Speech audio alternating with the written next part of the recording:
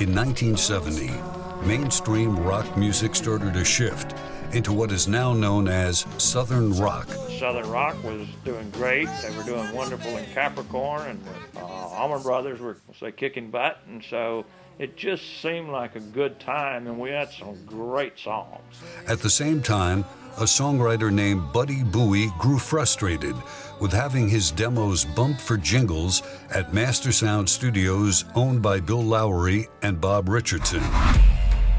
I think we build a studio. Y'all want to be a part of it? And they said yes. Big word was autonomy. We didn't want to give up very easily on the idea.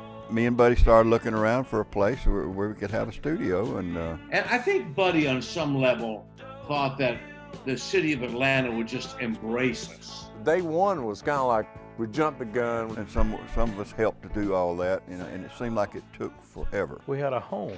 We were so used to being home at Studio One, but Studio One was more of a live feeling.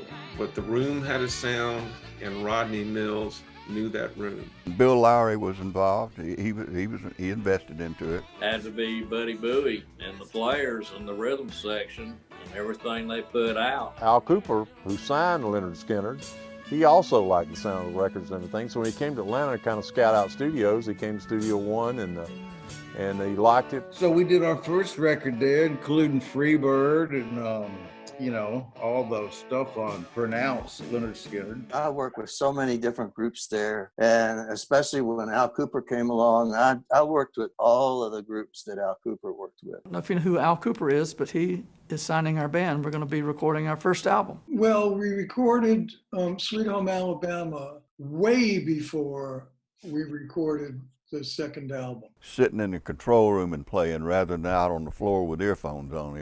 I like to do that.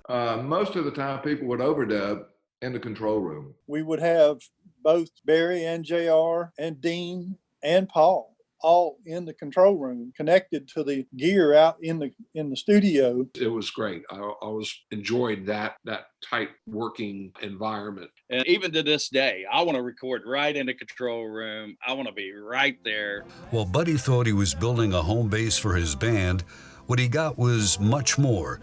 Buddy helped create an atmosphere where musicians could really create. So you had the guy who owned it, not only pursuing sonic excellence, but he really knew his stuff as a songwriter, as a producer, as a manager, as an owner of a studio. So there was this drive there to make things sound right.